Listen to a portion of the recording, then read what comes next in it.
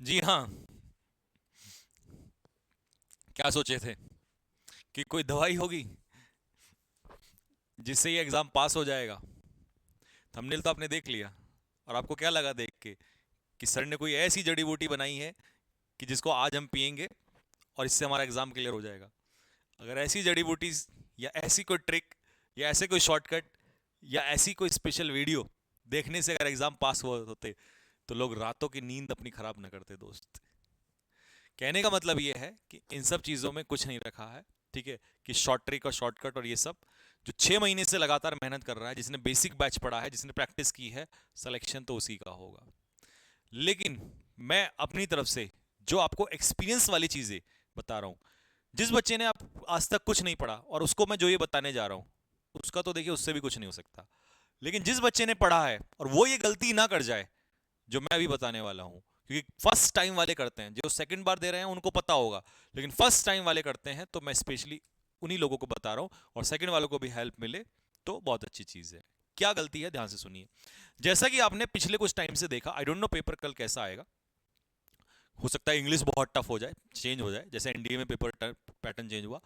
हो सकता है सेम ही रहे जैसा पहले से चलता आ रहा है, तो कुछ भी हो सकता है। लेकिन मैं जो ऐसा चलता आ रहा है उसके हिसाब से आपको बता रहा हूँ। पहली चीज़ ये है कि बहुत सारे बच्चे जब पेपर देने जाते हैं, स्पेशली फर्स्ट टाइम वाले, वो क्या सोचते हैं कि फिजिक्स में मैं कर लेता हूँ 16 17 18 19 20 नंबर, मैथ्स में 18 19 20 कर लेता हूँ, इंग्लिश में मेरे 16 17 हो जाते हैं।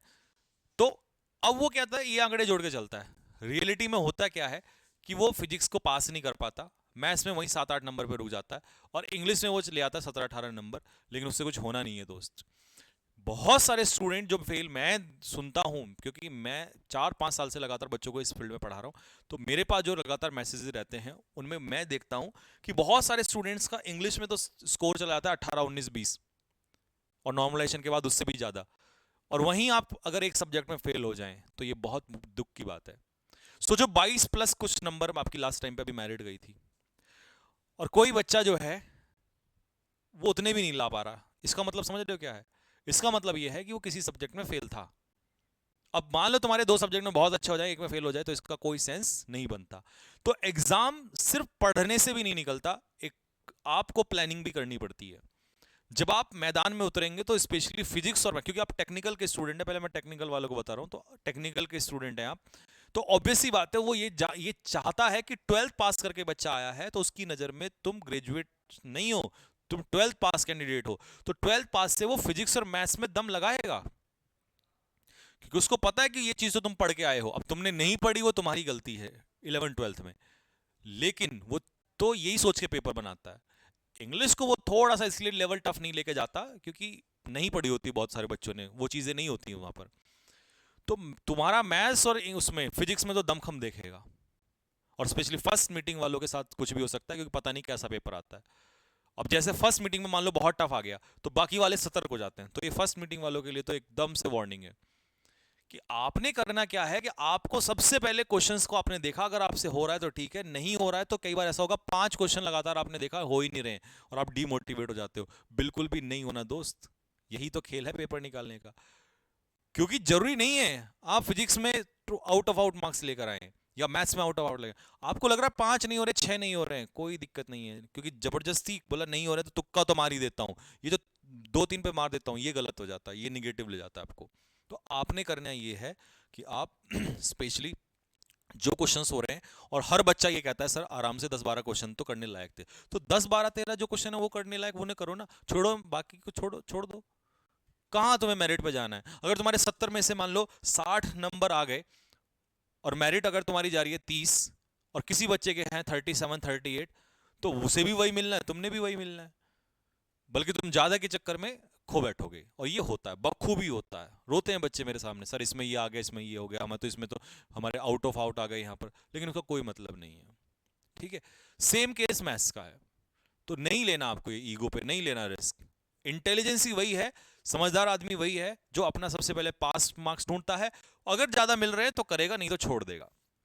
और इंग्लिश में पूरी ताकत आजमाओ, क्योंकि वहां तो तुम्हें दिक्कत ही नहीं है। ठीक है। अब सेम केस रागा वालों के साथ होता है, रागा वाले रीजनिंग में मरते हैं नॉन वर्बल में। तो जितना हो पा रहा है उतना करो, तुक्के लगा के कोई फायदा नहीं है। ये तुक्के वाली वीडियो जो तुम सर्च कर रहे हो ना इस समय यूट्यूब पे, वो तुम्हें कोई फायदा नहीं है। मिल भी जाएंगी, व्यूज बढ़ाओगे, कोई फायदा नहीं है। जो तुमने पढ़ा है उसी से होगा, ठीक है। अगर तुक्कों की कोई दवाई होती तो उसमें सबसे पहले दुकान मेरी होती, ठीक है। तो इसीलिए तुक्का मत लगाओ या मत सोचो, और जितना आ रहा है उतना ही करना है। और सबसे पहले पास की तरफ जाना है। 30 नंबर है रागा के, कहां कहां से निकालोगे, तो पास होना है सबसे पहले, ठीक है। और बाकी इंग्लिश तो आपको सपोर्ट करेगी। तो होपफुली मेरी बात आपको समझ में आई होगी, आपके जहन में गई होगी। और ये जो तुम अभी भी ढूंढ रहे हो ना कि कैसे ये वीडियो नहीं देखी तो ये हो जाएगा वो हो जाएगा, कुछ नहीं है ऐसा। बाकी सब बेवकूफ है जो इतनी सारी क्लास आपको पढ़ा रहे हैं। सुबह ये कैप्सूल क्लास चल रही है, सुबह आपकी रिवीजन क्लास चल रही है, फिर मॉक टेस्ट क्लास चल रहा है, फिर रात को 2-2 घंटे लाइव क्लासेस चल रही हैं, फिर आपको बेसिक्स ये सब बेवकूफ़ हैं। तो ये सारी चीज़ों के चक्कर में नहीं पड़ना है, और टेंशन फ्री होके अपना सो जाओ, और जैसा जैसा आपको बताया कल उस तरीके से करो। और मुझे थैंक्स बोलना कल आके, क्योंकि मुझे पता आप बोलोगे आके कि सर इसी तरीके से किया, ठीक। बाकी कल मिलते हैं फिर आप लोगों से एनालिसिस के टाइम पे, ठीक है। चलिए, लव यू एवरीबॉडी, बहुत सारा प्यार, और ऐसे ही हंसते रहो, टेंशन मत लिया करो यार। ज़िंदगी बहुत बड़ी है, अभी बहुत कुछ करना है। अभी मेरे साथ आपको कंपटीशन भी तो करना है, आपको जो बताया था मैंने रेस वाला, ठीक है। चलो, तो लव यू एवरीबॉडी, जय हिंद, जय भारत।